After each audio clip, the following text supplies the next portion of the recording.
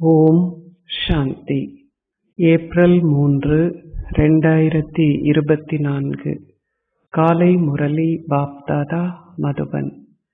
இனிமையான குழந்தைகளே, தந்தையின் நினைவில் எப்பொழுதும் நிலைத்திருந்து முக மலர்ச்சியுடன் இருங்கள். பழைய ஷரீரத்தின் விழிப்புணர்வை தொடர்ந்தும் துறந்துவிடுங்கள். ஏனெனில் யோக சக்தியால் நீங்கள் சூழலை தூய்மையாக்குகின்ற சேவையை செய்ய வேண்டும். கேள்வி: ஒரு புலமை பரிசிலை பெறுவதற்கும் ராஜ்ய திலகத்தை பெறுவதற்கும் எந்த முயற்சி தேவையாகும்? பதில்: நினைவு யாத்திரையில் நிலைத்திருப்பதற்கு நீங்கள் முயற்சி செய்யும் பொழுதே ராஜ்யத்திற்கான திலகத்தை நீங்கள் பெறுவீர்கள். உங்களை ஒருவருக்கொருவர் சகோதரர்களாக கருதுவதை பயிற்சி செய்யும் பொழுது பெயரினதும் ரூபத்தினதும் விழிப்புணர்வு அகற்றப்படும். ஒருபொழுதும் வீணான விஷயங்களை கேட்க வேண்டாம். தந்தை கூறுகின்ற விஷயங்களை மாத்திரம் கேளுங்கள். மற்ற அனைத்து விஷயங்களையும் குறித்து உங்கள் செவிகளை மூடிக்கொள்ளுங்கள். முழு கவனத்தையும் கல்வியில் செலுத்துங்கள். ஏனெனில் அப்பொழுதே உங்களால் ஒரு புலமை பரிசிலை வெல்ல முடியும். ஓம் சாந்தி. ஸ்ரீமத்தை பின்பற்றுவதன் மூலம் உங்களுடைய ராஜ்யத்தை நீங்கள் ஸ்தாபிக்கின்றீர்கள் என்பது குழந்தைகளாகிய உங்களுக்கு தெரியும். நீங்கள் உங்களுடைய எண்ணங்கள், வார்த்தைகள், செயல்களினால் சேவை செய்யும் அளவிற்கு ஏற்பவே நீங்கள் உங்களுக்கு நன்மை செய்கின்றீர்கள். இதில் குழப்பம் போன்றவற்றுக்கான கேள்வி இல்லை. நீங்கள் இப்பழைய உலகின் உணர்வை துறந்து அங்கு சென்றடைகின்றீர்கள். பாபாவை நினைவு செய்வதனால் நீங்கள் பெருமளவு சந்தோஷத்தை பெறுகின்றீர்கள்.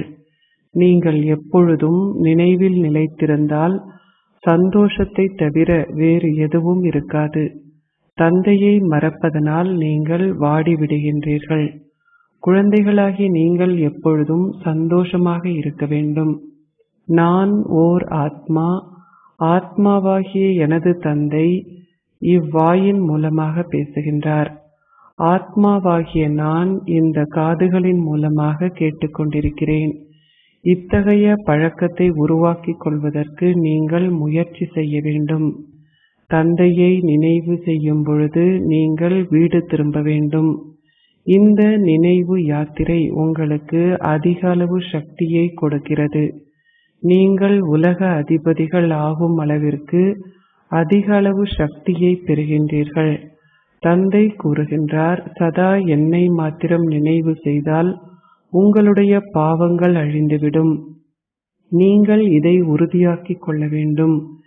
இறுதியில் மனதை ஒழுக்கமடையச் செய்கின்ற இந்த மந்திரம் பயனளிக்கும். நீங்கள் அனைவருக்கும் கொடுக்க வேண்டிய செய்தி, உங்களை ஓர் ஆத்மாவாக கருதுங்கள். இந்த ஷரீரம் அழியக்கூடியதாகும். தந்தையின் கட்டளை என்னை நினைவு செய்தால் நீங்கள் தூய்மையாகுவீர்கள். குழந்தைகளாகி நீங்கள் தந்தையின் நினைவில் அமர்ந்துள்ளீர்கள். அத்துடன் உங்களுக்கு ஞானமும் உள்ளது. ஏனெனில் நீங்கள் படைப்பவரையும் படைப்பின் ஆரம்பம், மத்தியமம், இறுதியையும் அறிந்திருக்கின்றீர்கள். ஆத்மாக்களாகிய நீங்கள் இந்த ஞானம் முழுவதையும் கொண்டிருக்கின்றீர்கள். நீங்கள் சுயதர்ஷன சக்கரத்தை சுழற்றுபவர்கள். இங்கு அமர்ந்திருக்கும் பொழுது நீங்கள் அதிக அளவு வருமானத்தை ஈட்டுகின்றீர்கள். இரவு பகலாக நீங்கள் சம்பாதிக்கின்றீர்கள். இங்கு நீங்கள் ஓர் உண்மையான வருமானத்தை ஈட்ட வருகின்றீர்கள். உங்களுடனேயே வரக்கூடிய ஒரு வருமானத்தை வேறு எங்கேயும் உங்களால் ஈட்ட முடியாது. இங்கு மதுவனத்தில் வியாபாரம் போன்ற வேறு எதுவும் உங்களுக்கு இல்லை.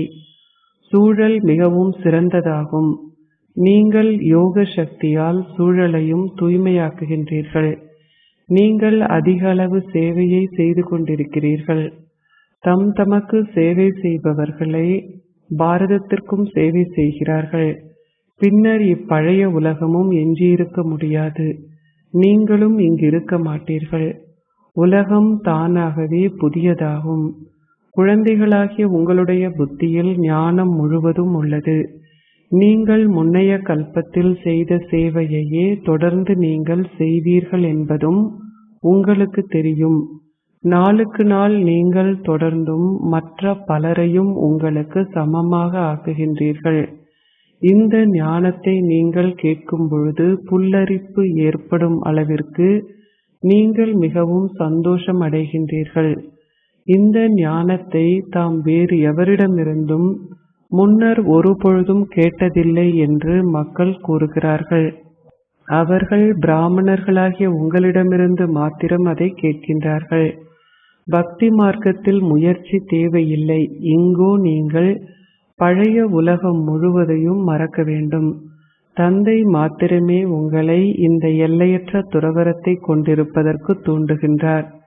குழந்தைகளாகிய நீங்கள் வரிசை கிரமமாக இருக்கின்றீர்கள். நீங்கள் வரிசை கிரமமாகவே சந்தோஷமாக இருக்கின்றீர்கள்.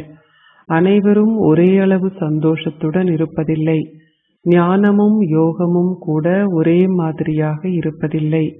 மற்ற மனிதர்கள் அனைவரும் ஷரீரதாரிகளிடம் செல்கின்றார்கள்.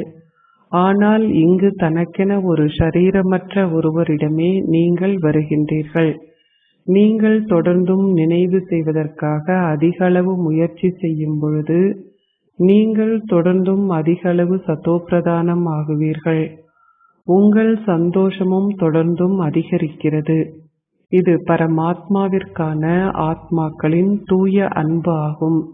அவர் அஷரீரியானவர் ஆவார்.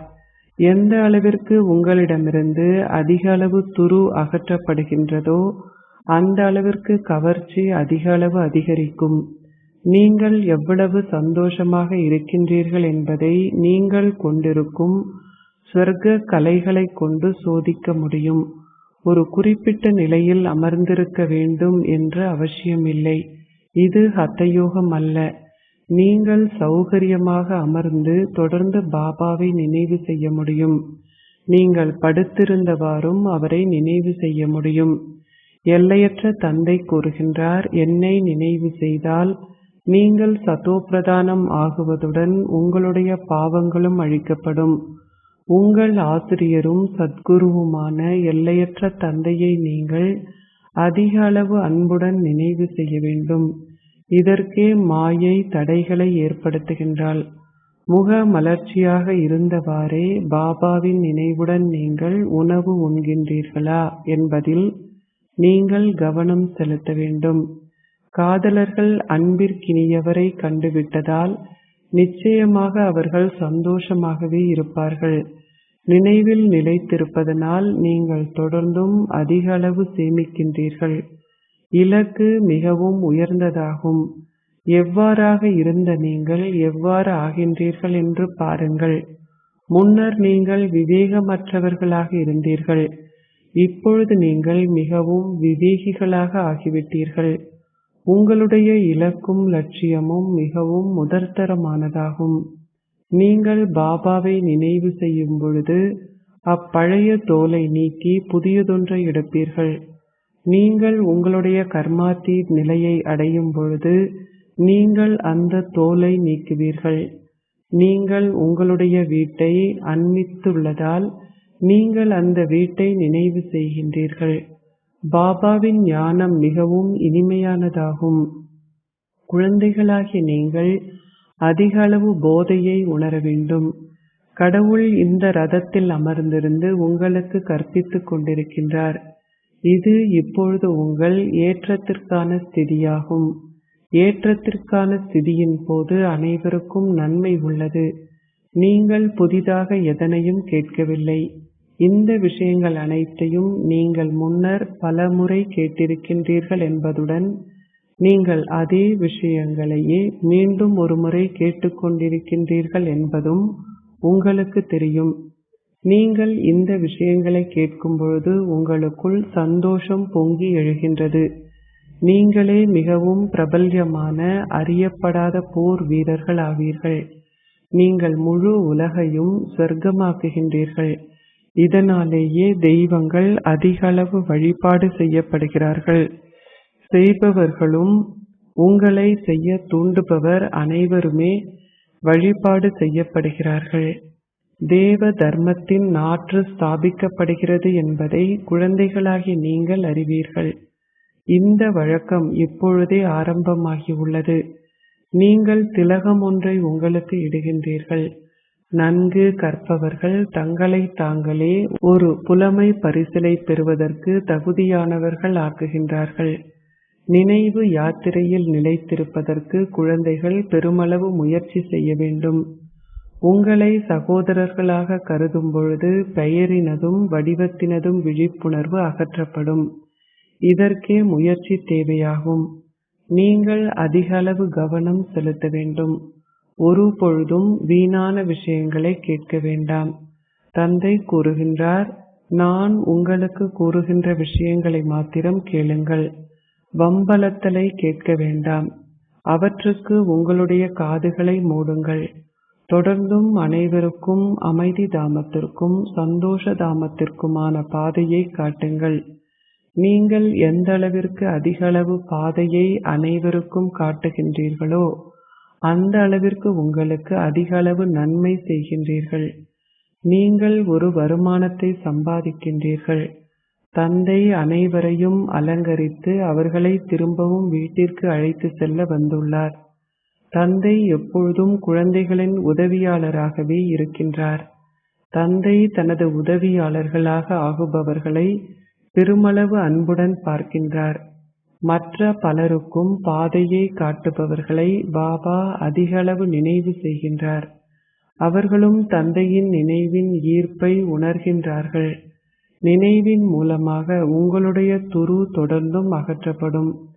தந்தையை நினைவு செய்வது என்றால் வீட்டை நினைவு செய்வது என்று அர்த்தமாகும். பாபா பாபா என்று எப்பொழுதும் தொடர்ந்து கூறுங்கள்.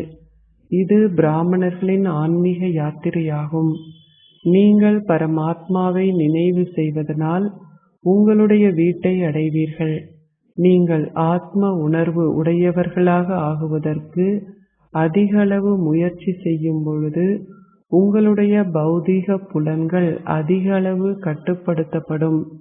பௌதீக புலன்களை கட்டுப்படுத்துவதற்கு நினைவு செய்தல் என்ற ஒரே ஒரு வழிமுறை மாத்திரமே உள்ளது. நீங்களே பிராமண குலத்தின் அலங்காரங்களாகிய சுயதர்ஷன சக்கரத்தை சுழற்றும் ஆன்மீக சுழற்சியாளர்கள். இதுவே உங்களுடைய மேலான மேன்மையான குலமாகும். தந்தை உங்களுக்கு கற்பித்துக் கொண்டிருப்பதால் பிராமண குலமே தேவர்களின் குலத்தை விடவும் மேன்மையான குலமாகும். உலக ராஜ்யம் என்ற உங்கள் ஆஸ்தியை பாபாவிடமிருந்து நீங்கள் பெறுவதற்காகவே நீங்கள் தந்தைக்கு உரியவர்கள் ஆகியுள்ளீர்கள். நீங்கள் பாபா என்று கூறும்பொழுது ஆஸ்தியின் நறுமணத்தை பெறுகின்றீர்கள். சிவன் எப்பொழுதும் பாபா என்று அழைக்கப்படுகின்றார். சிவ் பாபாவே ஜீவன் முக்தியை அருள்பவராவார். வேறு எவராலும் ஜீவன் முக்தியை அருள முடியாது. ஒரே ஒரு அஷரீரியானவர் மாத்திரம் உண்மையான சத்குரு ஆவார். அவர் உங்களுக்கு அரை கல்பத்திற்கான ராஜ்யத்தை கொடுத்த பின்னர் செல்கின்றார். நினைவு செய்தலே பிரதான விஷயமாகும். இறுதியில் உங்களுடைய ஷரீரம், செல்வம் அல்லது சொத்தை பற்றி எந்த விழிப்புணர்வையும் நீங்கள் கொண்டிருக்க கூடாது. இல்லாது விட்டால் நீங்கள் மறு பிறவி எடுக்க நேரிடும். பக்தி மார்க்கத்தில் அவர்கள் தங்களை காஷியில் அர்ப்பணம் செய்கிறார்கள். நீங்களும் உங்களை அர்ப்பணித்துள்ளீர்கள். அதாவது நீங்கள் இப்பொழுது தந்தைக்கு உரியவர்கள் ஆகியுள்ளீர்கள். பக்தி மார்க்கத்தில் தங்களை காஷியில் அர்ப்பணம் செய்வதால் தமது பாவங்கள் அனைத்தும் அழிக்கப்பட்டுவிடும் என்று அவர்கள் நினைக்கிறார்கள். எவ்வாறாயினும் எவராலும் வீடு திரும்ப முடியாது. ஆத்மாக்கள் அனைவரும் மேலிருந்து கீழே வந்த பின்னரே விநாசம் இடம்பெறும். தந்தை வீடு திரும்பிச் செல்வதுடன் நீங்களும் அவருடன் செல்வீர்கள். பாண்டவர்கள் மலைகளின் மீது உருகினார்கள் என்று மக்கள் கூறுகிறார்கள். அது தற்கொலை செய்வதை போன்றிருக்கும். தந்தை உங்களுக்கு மிக நன்றாக விளங்கப்படுத்துகின்றார். குழந்தைகளே, நான் மாத்திரமே அனைவருக்கும் சத்கதியை அருள்கின்றேன். எந்த ஷரீரதாரியாலும் உங்களுக்கு சத்கதியை அருள முடியாது. பக்தி மார்க்கத்தில் நீங்கள் தொடர்ந்தும் ஏணியில் கீழே இறங்கினீர்கள். இப்பொழுது இறுதியில் தந்தை வந்து உங்களை பலவந்தமாக மேலே அழைத்து செல்கின்றார். இதுவே எல்லையற்ற சந்தோஷத்தை திடீரென வெல்லும் அதிர்ஷ்ட லாபச் சீட்டு என்று அழைக்கப்படுகிறது. அங்கு அவர்கள் குதிரை பந்தயங்களை நடத்துகிறார்கள். இங்கோ இது ஆத்மாக்களின் ஓட்டப்பந்தயமாகும். எவ்வாறாயினும் மாயையினாலேயே நீங்கள் விபத்துகளுக்கு உள்ளாகின்றீர்கள், அல்லது தந்தையை நீங்கள் விவாகரத்து செய்கின்றீர்கள். மாயை உங்களுடைய புத்தியின் யோகத்தை துண்டிக்கின்றாள். ஒருவர் காமத்தால் தோற்கடிக்கப்படும் பொழுது அவர் சம்பாதித்துள்ள வருமானம் அனைத்தும் இழக்கப்படுகின்றன. காமமே மிகப்பெரிய தீய ஆவி என்பதனால் அதனை வெல்வதால் நீங்கள் உலகை வென்றவர்கள் ஆகின்றீர்கள். லக்ஷ்மியும் நாராயணரும் உலகை வென்றவர்கள் ஆகினார்கள். தந்தை கூறுகின்றார், இந்த இறுதி பிறவியில் நீங்கள் நிச்சயமாக தூய்மையாக வேண்டும். அப்பொழுதே நீங்கள் வெற்றியாளர்கள் ஆகுவீர்கள். இல்லாதுவிட்டால் நீங்கள் தோற்கடிக்கப்படுவீர்கள். இதுவே மரண பூமியின் இறுதி பிறவியாகும். தந்தை மாத்திரமே உங்களுக்கு அமரத்துவ பூமியின் 21 பிறவிகளினதும் மரண பூமியின் 63 பிறவிகளினதும் ரகசியங்களை விளங்கப்படுத்துகின்றார். நீங்கள் இப்பொழுது உங்களுடைய இதயத்திடம் கேட்க வேண்டும், நான் லக்ஷ்மி நாராயணரை போன்று ஆகுவதற்கு தகுதியானவனா? நீங்கள் எந்த அளவிற்கு தாரணையை கொண்டிருக்கின்றீர்களோ அந்த அளவிற்கு சந்தோஷமாக இருப்பீர்கள்.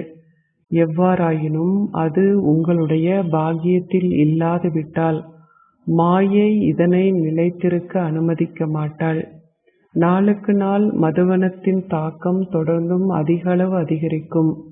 பிரதான பேட்டரி இங்கேயே உள்ளது. தந்தை சேவை செய்யும் குழந்தைகளை அதிக அளவு நேசிக்கின்றார். தந்தை சிறந்த சேவை செய்யும் குழந்தைகளை தேர்ந்தெடுத்து அவர்களுக்கு ஒரு சர்ச் லைட்டை கொடுக்கின்றார். அவர்களும் நிச்சயமாக பாபாவை நினைவு செய்கிறார்கள். பாபா தாதா ஆகிய இருவரும் சேவை செய்யும் குழந்தைகளை நினைவு செய்து அவர்களுக்கு ஒரு சர்ச் லைட்டை கொடுக்கின்றார்கள். அவர் கூறுகின்றார், நீங்கள் அன்பை கொடுக்கும் பொழுது நீங்கள் அன்பை பெறுவீர்கள். பாபாவை நினைவு செய்யுங்கள். நீங்கள் நினைவிற்கான பிரதிபலனை பெறுவீர்கள். முழு உலகமும் ஒரு புறத்தில் உள்ளது. உண்மையான பிராமணர்களாகிய நீங்கள் மறுபுறத்தில் உள்ளீர்கள். நீங்களே அனைவருக்கும் சத்கதியை அருள்கின்ற அதிமேலான தந்தையின் குழந்தைகள் ஆவீர்கள். உங்களுடைய இந்த தெய்வீக பிறவி ஒரு வைரத்தை போன்றதாகும். அவரே எங்களை சிப்பிகளிலிருந்து வைரங்களாக மாற்றுகின்றார். அரை கல்பத்திற்கு அவரை நினைவு செய்ய வேண்டிய அவசியம் இல்லாத வகையில் அவர் உங்களுக்கு அதிக அளவு சந்தோஷத்தை கொடுக்கின்றார். பாபா கூறுகின்றார், நான் உங்களுக்கு மிக மிக அதிக அளவு செல்வத்தை கொடுத்தேன், ஆனால் அவற்றை நீங்கள் முற்றிலுமாக இழந்துவிட்டீர்கள். நீங்கள் எனது ஆலயத்திற்காக அதிக அளவு வைரங்களையும் இரத்தினங்களையும் பயன்படுத்தினீர்கள். இப்பொழுது வைரங்களின் பெறுமதி என்னவென்று பாருங்கள். முன்னர் வைரம் வாங்கும் பொழுது ஊக்கப்படுத்துவதற்காக சிறிதாக எதையாவது பெறுவார்கள். இப்பொழுதோ காய்கறிகள் வாங்கினாலுமே அவ்வாறு எதுவும் பெற முடியாது. நீங்கள் எவ்வாறு உங்களுடைய ராஜ்யத்தை பெறுகின்றீர்கள் என்பதும் பின்னர் எவ்வாறு நீங்கள் அதை இழந்தீர்கள் என்பதும் உங்களுக்கு தெரியும். நீங்கள் இப்பொழுது மீண்டும் ஒரு முறை அதை பெற்றுக் கொண்டிருக்கிறீர்கள். இந்த ஞானம் மிகவும் அற்புதமானதாகும். இது அரிதாக சிலரது புத்தியிலேயே நிலைத்துள்ளது. நீங்கள் ஓர் ராஜ்யத்தை பெற விரும்பினால் நீங்கள் ஸ்ரீமத்தை முற்றிலுமாக பின்பற்ற வேண்டும். உங்களுடைய சொந்த கட்டளைகளினால் எந்த பயனும் இல்லை. உயிர் வாழும் பொழுதே ஓய்வு பெறும் ஸ்திதிக்குள் செல்வதற்கு நீங்கள் அனைத்தையும் கடவுளிடம் கொடுக்க வேண்டும். நீங்கள் அவரை உங்களுடைய வாரிசாக ஆக்க வேண்டும். பக்தி மார்க்கத்திலும் தானம் அளிப்பதனால் மக்கள் அவரை தங்களுடைய வாரிசாக ஆக்குகிறார்கள். ஆனால் அது தற்காலிகமானது. இங்கு நீங்கள் அவரை பிறவி பிறவியாக உங்களுடைய வாரிசு ஆக்க வேண்டும். நினைவு கூறப்பட்டுள்ளது, தந்தையை பின்பற்றுங்கள். அவரை பின்பற்றுபவர்கள் உயர்ந்ததோர் அந்தஸ்தை பெறுகின்றார்கள். எல்லையற்ற தந்தைக்கு உரியவர் ஆகுவதால் நீங்கள் ஓர் எல்லையற்ற ஆஸ்தியை பெறுவீர்கள். ஷிவ் பாபா அருள்பவரும் இது அவருடைய பொக்கிஷ களஞ்சியமும் ஆகும். கடவுளின் பெயரில் தானம் செய்பவர்கள் தங்களுடைய மறுபிறவியில் தற்காலிக சந்தோஷத்தை பெறுகிறார்கள். அது நேரடியானது அல்ல, இதுவோ நேரடியானதாகும். ஷிவ் பாபா உங்களுக்கு 21 பிறவிகளுக்கு கொடுக்கின்றார். ஷிவ் பாபாவிற்கு தாம் கொடுப்பதாக சிலர் நினைக்கிறார்கள். ஆனால் அது அவரை அவமதிப்பது போன்றதாகும். நீங்கள் பெறுவதற்காகவே அவருக்கு கொடுக்கின்றீர்கள். இது பாபாவின் பொக்கிஷ களஞ்சியமாகும். உங்களுடைய வேதனையும் துன்பமும் அகற்றப்படுகின்றன. இப்பொழுது குழந்தைகளாகி நீங்கள் அமரத்துவ பூமிக்காகவே கற்றுக்கொண்டிருக்கிறீர்கள். இது முட்காடாகும். பாபா உங்களை பூந்தோட்டத்திற்கு அழைத்து செல்கின்றார். ஆகவே குழந்தைகளாகிய நீங்கள் மிகவும் சந்தோஷமாக இருக்க வேண்டும். நீங்கள் தெய்வீக குணங்களையும் கிரகிக்க வேண்டும். தந்தை உங்களை பேரன்புடன் அழகான மலர்கள் ஆக்குகின்றார். பாபா உங்களுக்கு பேரன்புடன் விளங்கப்படுத்துகின்றார். உங்களுக்கு நன்மை செய்ய நீங்கள் விரும்பினால் தெய்வீக குணங்களை கிரகிப்பதுடன் எவருடைய குறைபாடுகளையும் பார்க்காதிருங்கள். அச்சா, இனிமையிலும் இனிமையான அன்பிற்குரிய எப்பொழுதோ காணாமல் சென்று இப்பொழுது கண்டெடுக்கப்பட்டிருக்கும் குழந்தைகளுக்கு உங்கள் தந்தை தாயாக இருக்கும் பாப் தாதாவின் அன்பும் நினைவுகளும் காலை வந்தனங்களும். ஆன்மீக தந்தை ஆன்மீக குழந்தைகளுக்கு நமஸ்தே கூறுகின்றார். ஆன்மீக குழந்தைகள் ஆன்மீக தந்தைக்கு நமஸ்தே கூறுகின்றோம். தாரணைக்குரிய சாரம் 1. எல்லையற்ற தந்தையிடமிருந்து ஒரு சர்ச் லைட்டை பெறுவதற்காக அவருடைய உதவியாளர்கள் ஆகுங்கள். பிரதான பேட்டரியுடன் உங்கள் தொடர்பை இணைத்துக் கொள்ளுங்கள். எந்த சூழலிலும் உங்களுடைய நேரத்தை வீணாக்காதீர்கள். 2. ஓர் உண்மையான வருமானத்தை ஈட்டி தந்தையின் உண்மையான சேவையை செய்வதற்கு ஒரே ஒரு தந்தையின் நினைவில் நிலைத்திருங்கள். ஏனெனில் நினைவு செய்வதனால் சூழல் தூய்மையாக்கப்படுகிறது. ஆத்மா சதோப்பிரதானம் ஆகின்றார். நீங்கள் எல்லையற்ற சந்தோஷத்தையும் அனுபவம் செய்கின்றீர்கள். அத்துடன் உங்களுடைய பௌதீக புலன்களும் கட்டுப்படுத்தப்படுகின்றன. ஆசீர்வாதம். சுய மாற்றத்தின் மூலமாக உலக மாற்றத்தின் பணியில் உங்கள் இதயம் விரும்புகின்ற வெற்றியை அடைவதன் மூலம் வெற்றி சுரூபம் ஆகுவீர்களாக. உங்கள் சுய மாற்றத்தின் மூலம் உலக மாற்றம் என்ற சேவையில் நீங்கள் ஒவ்வொருவரும் ஈடுபட்டுள்ளீர்கள். நாங்கள் நிச்சயமாக இந்த உலகத்தை மாற்ற வேண்டும் என்ற இந்த ஆர்வமும் உற்சாகமும் உங்கள் ஒவ்வொருவரின் மனதிலும் உள்ளது. அத்துடன் மாற்றம் நிச்சயமாக நிகழும் என்ற நம்பிக்கையையும் நீங்கள் கொண்டிருக்கின்றீர்கள். தைரியம் இருக்கும் இடத்தில் ஆர்வமும் உற்சாகமும் இருக்கும். சுய மாற்றத்தின் மூலமாக மாத்திரமே உங்கள் இதயம் விரும்புகின்ற உலக மாற்றத்திற்கான பணியில் வெற்றி கிடைக்கும். எவ்வாறாயினும் உங்கள் மனோபாவம், அதிர்வலைகள், வார்த்தைகள் மூன்றுமே ஒரே நேரத்தில் சக்தி வாய்ந்ததாக இருந்தால் மாத்திரமே இந்த வெற்றியை நீங்கள் அடைய முடியும். ஸ்லோகம். உங்கள் வார்த்தையில் அன்பும் ஒழுக்கமும் இருந்தால் மாத்திரமே உங்கள் வார்த்தைகளில் சக்தியை சேமிப்பீர்கள். ஓம் சாந்தி.